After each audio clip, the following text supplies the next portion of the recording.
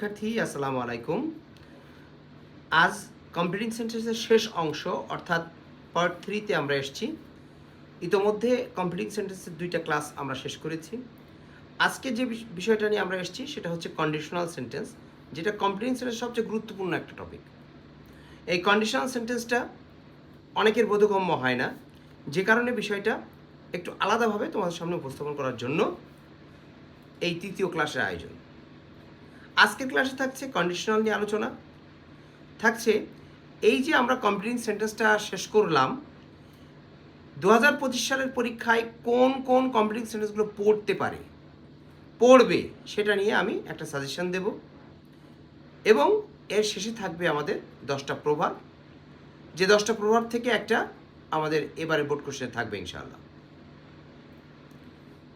প্রথমেই দেখো কন্ডিশনালের প্রথম যে কন্ডিশনালটা আমরা দেখি সেটা হচ্ছে জিরো কন্ডিশনাল। জিরো কন্ডিশনাল সম্পর্কে অনেকে জানে না, আবার অনেকে তোমরা জানো। দ্য জিরো কন্ডিশনাল, তারপর হচ্ছে ফার্স্ট কন্ডিশনাল, তারপর সেকেন্ড কন্ডিশনাল, তারপর থার্ড কন্ডিশনাল। আমি বলছি যে তোমরা আমাকে ফেসবুকে পাবে, সুজনস ইংলিশে পাবে, তোমরা আমাকে লাইক করবে, ফলো দিবে। ইউটিউবে তোমরা পাবে ইংলিশ উইথ সুজন, সাবস্ক্রাইব করবে এবং আমাকে বিভিন্ন তোমাদের সমস্যাগুলো জানাবে, যেগুলো নিয়ে আমি নতুন নতুন ভিডিও করে তোমাদের সামনে উপস্থাপন করবো ইনশাআল্লাহ। প্রথমে যেটা আমরা দেখছি জিরো কন্ডিশনাল। জিরো কন্ডিশনাল কী জিনিস? সাধারণত চিরন্তন সত্য, অভ্যাসগত কর্ম, বৈজ্ঞানিক সত্য বা ইম্পারেটিভ সেন্টেন্স, যেমন আদেশ, নিষেধ, অনুরোধ ইত্যাদি বোঝায়। এরূপ ক্ষেত্রে কন্ডিশনাল সেন্টেন্সের 2টি ক্লজই সিম্পল প্রেজেন্ট টেন্সে হয়। আমরা জানি যে কন্ডিশনালের প্রথম ক্লজ একরকম হলে দ্বিতীয় ক্লজটা আর একরকম হয়, কিন্তু যদি জিরো কন্ডিশনাল হয় অর্থাৎ চিরন্তন সত্য, অভ্যাসগত কর্ম, বৈজ্ঞানিক সত্য বা ইম্পারেটিভ সেন্টেন্সে হয়, সেক্ষেত্রে কিন্তু 2টা ক্লজ সবসময় সিম্পল প্রেজেন্ট টেন্সে হবে। 2টা ক্লজ কী হবে? সিম্পল প্রেজেন্ট টেন্সে হবে, বা যাকে আমরা বলি প্রেজেন্ট ইনডিফিনাইট টেন্স। যেমন দেখো, ইফ ইউ হিট আইস, যদি তুমি বরফকে বিগলিত করো বা হিট করো, তাহলে আমরা কি লিখতে পারি? ইট মেল্টস। ইট মেল্টস। সাধারণত আমরা কি লিখতাম? It will melt. কিন্তু যেহেতু এটা চিরন্তন সত্য যে বরফকে হিট দিলে সেটা গলে যাবেই, তাহলে এটা কিন্তু প্রেজেন্ট টেন্সে হবে, ইট উইল মেল্ট নয়। If I drop an egg, যদি আমি একটা ডিম ফেলে দিই তাহলে কি হবে? ইট ব্রেক্স। ইট ব্রেক্স, এটা ভেঙে যায়। ডিমকে যদি ফেলে দিই তাহলে কী হবে? ভেঙে যায়। তো যে এটা চিরন্তন সত্য, ডিম পড়ে গেলে সেটা ভালো থাকবে না, যে কারণে এটা কি হবে? প্রেজেন্ট টেন্সে হবে। এরপরে দেখো যেটা আমরা দেখছি ফার্স্ট কন্ডিশনাল। ফার্স্ট কন্ডিশনাল কি? If plus present plus future. If যুক্ত বাক্যের প্রথম অংশ প্রেজেন্ট টেন্স হলে পরের অংশ ফিউচার টেন্স হবে। প্রথম অংশ যদি প্রেজেন্ট টেন্স হয়, পরের অংশ ফিউচার টেন্স হবে। ফিউচার টেন্স মানে কি? Subject plus shall will plus V1। আমরা প্রয়োজনে ক্যান, কুড, ক্যান, মে এগুলো ব্যবহার করতে পারবো। এক্সাম্পল দেখো, ইফ ইউ রিড মোর, যদি তুমি প্রচুর লেখাপড়া করো, কোন টেন্সে আছে? প্রেজেন্ট টেন্সে আছে, তাহলে এটা কি হবে? ফিউচার হবে। তাহলে if you read more you will learn more. যদি তুমি প্রচুর পড়াশোনা করো তো প্রচুর শিখবে। You will get A plus, you will get GPA 5। তাহলে if plus present plus future. আমরা ফিউচার কি বলেছি? Subject plus shall will plus V1। এরপরে যেটা আমরা দেখছি second conditional. Second conditional, second conditional কি জানিস? ইফ প্লাস পাস্ট সমান পাস্ট কন্ডিশনাল। ইফ যুক্ত বাক্যের প্রথম অংশ যদি পাস্ট টেন্স হয়, অপর অংশ পাস্ট কন্ডিশনাল হবে। পাস্ট কন্ডিশনাল সমান কি? Subject plus should, would, could plus V1। এই যে স্ট্রাকচারটা, এই স্ট্রাকচারটাকে আমরা বলি পাস্ট কন্ডিশনাল। এই স্ট্রাকচারটাকে আমরা সবসময় বলবো কি? Past conditional. তাহলে পাস্ট কন্ডিশনাল কখন হবে? প্রথম অংশ যদি পাস্ট টেন্স হয় তাহলে অপর অংশ পাস্ট কন্ডিশনাল হবে, কারণ এখানে শর্ত প্রয়োগ করা হয়। কন্ডিশনাল মানে হচ্ছে শর্ত প্রয়োগ। If I had the wings of a bird, যদি আমার পাখির মতো ডানা থাকতো তাহলে কি করতাম? তাহলে বলছে ইফ সাবজেক্ট হ্যাড কি V2 ভার্বের পাস্ট ফর্ম, তাহলে অবশ্যই এটা পাস্ট কন্ডিশনাল হবে। পাস্ট কন্ডিশনাল কি হবে? If I had the wings of a bird, তাহলে I could fly in the sky. Subject could plus V1 হলো, সাবজেক্ট কুড প্লাস V1, তাহলে পাস্ট কন্ডিশনাল করলাম। আবার একটা উদাহরণ আছে, দেখো, if I knew his mobile number, যদি আমি তার মোবাইল নাম্বারটা জানতাম তাহলে আমি কি করতাম? তাহলে আই শুড কল হিম, আমি তাকে কল করতাম। যদি আমি তার মোবাইল নাম্বারটা জানতাম তাহলে আমি তাকে কল করতাম। এরপর থার্ড কন্ডিশনাল। থার্ড কন্ডিশনাল কি জিনিস? ইফ প্লাস পাস্ট পারফেক্ট সমান perfect conditional. If plus past perfect সমান পারফেক্ট কন্ডিশনাল। তাহলে পারফেক্ট কন্ডিশনালটা কি? পারফেক্ট কন্ডিশনাল হচ্ছে সাবজেক্ট, তারপরে should have, would have, could have, might have, এরপরে V3।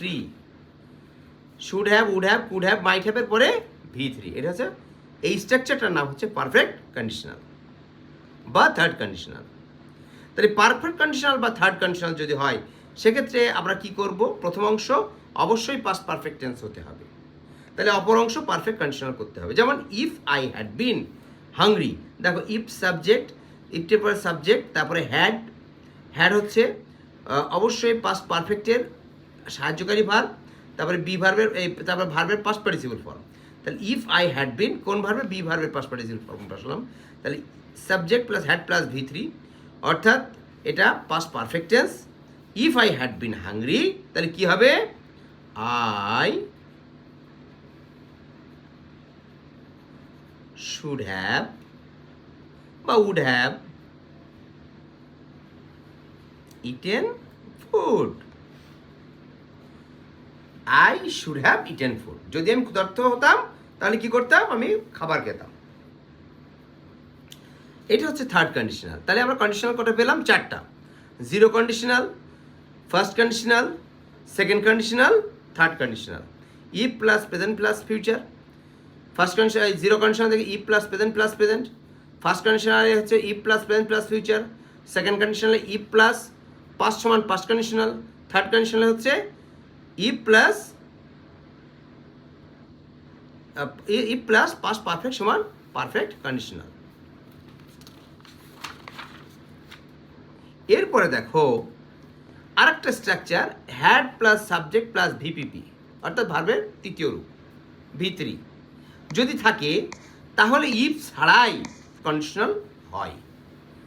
Had plus subject plus V3, এই গঠনটাকে নাম আছে, গঠনের একটা নাম আছে, নামটা কি? Perfect participle. Perfect participle.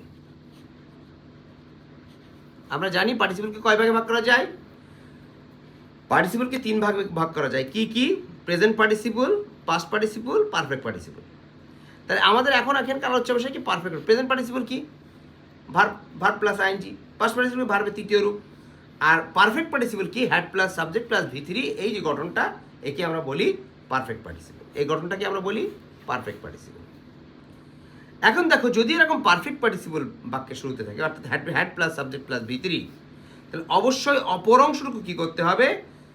অপর অংশটুকু পারফেক্ট কন্ডিশনাল করতে হবে। পারফেক্ট কন্ডিশনাল অর্থাৎ subject plus should have, would have, could have, might have plus V3। তো বলছে হ্যাড হি স্টাডিড সিরিয়াসলি, যদি সে মনোযোগ দিয়ে লেখাপড়া করতো তাহলে কি হতো? He would have got GPA 5। তাহলে সে কি করতো? তাহলে সে GPA 5 পেত। তাহলে যদি সে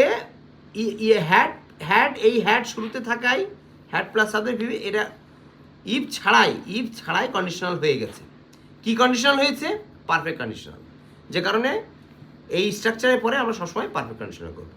এছাড়া একটা নিয়ম কি আছে, এছাড়া ওয়ার বাক্যের শুরুতে বসলে, ওয়ার যদি বাক্যের শুরুতে বসে তাহলেও, অর্থাৎ ওয়ার যদি বাক্যের শুরুতে বসে সেটা মূল ভার্ব হিসেবে ব্যবহৃত হয়, সেক্ষেত্রে আমরা দেখব এটা ইফ ছাড়াই এটা কন্ডিশনাল হয়ে যাবে, তবে সেটি পাস্ট কন্ডিশনাল হবে।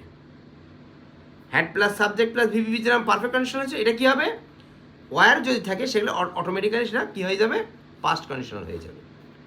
তাহলে if I a rich man, sorry were I a rich man, এখানে দেখো ইফ না ওয়ার আই রিচ ম্যান, তাহলে আমরা বলেছিলাম কী হবে, পাস্ট কন্ডিশনাল। তাহলে were I rich man I would বা I should help the poor. Clear? যদি কারো কোনো জিজ্ঞাসা থাকে সে কমেন্ট করে আমার কাছে এই বিষয়গুলো জিজ্ঞাসা করতে পারবে।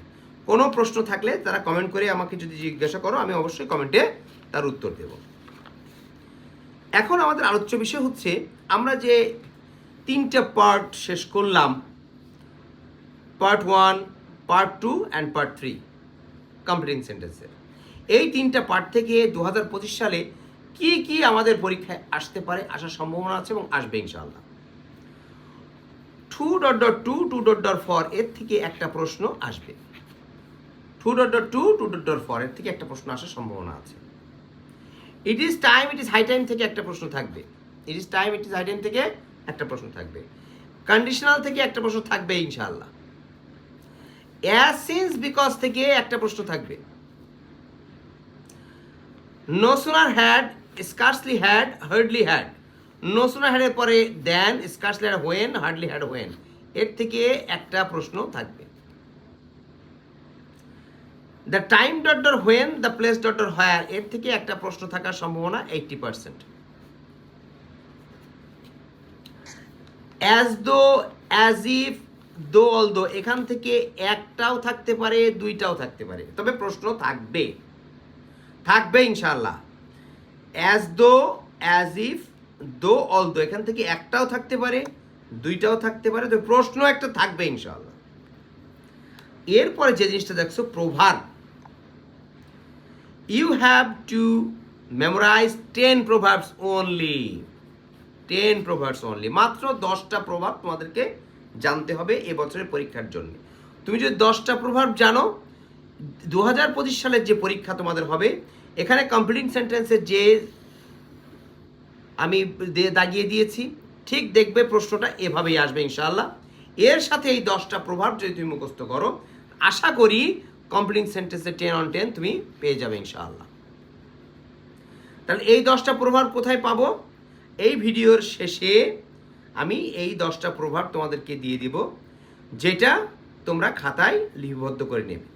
আর এই যে ভিডিও আমি করলাম, এই ভিডিও থেকে নোট নিবে, তোমরা নোট নিবে, নোট জরুরি জিনিস।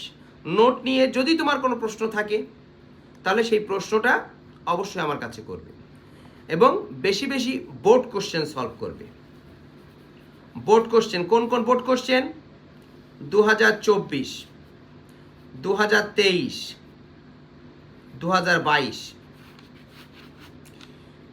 এই প্রশ্নগুলো যদি তোমরা সলভ করো, 22, 23, 24, আশা করি শুধু কমপ্লিটিং সেন্টেন্স নয়, অন্যান্য গ্রামারও তোমরা রিপিট পাবে, অন্যান্য গ্রামারও রিপিট পাবে। তবে গ্রামার যেটা করবে, বুঝে করার চেষ্টা করবে। গ্রামার না বুঝে কোনো গ্রামার তোমরা করার চেষ্টা করবে না। আর এই কমপ্লিটিং সেন্টেন্স সম্পর্কে যদি কোনো প্রশ্ন থাকে আমার কাছে প্রশ্ন করবে, আর যদি অন্য কোনো বিষয় সম্পর্কে জানার থাকে আমাকে বললে আমি তোমাদের ভিডিওর মাধ্যমে সেটা করে দিতে পারবো ইনশাআল্লাহ। আজকে এ পর্যন্তই, এ বলে আমি আমার এই ক্লাসটা শেষ করছি। নেক্সট ক্লাসে দেখা হবে নতুন গ্রামার নিয়ে বা নতুন টপিকস নিয়ে। আমরা ফার্স্ট পেপার এবং সেকেন্ড পেপার উভয় বিষয়ের উপরেই টপিকস তৈরি করব এবং টপিকসগুলো তোমাদেরকে জানিয়ে দেবো ইনশাআল্লাহ, এবং পুঙ্খানুপুঙ্খভাবে অ্যানালাইসিস করি, পরীক্ষার পদ্ধতি অনুযায়ী, বোর্ড কোশ্চেন অনুযায়ী অ্যানালাইসিস করে তোমাদেরকে জানিয়ে দেওয়া হবে। আসসালামু আলাইকুম, আল্লাহ হাফেজ।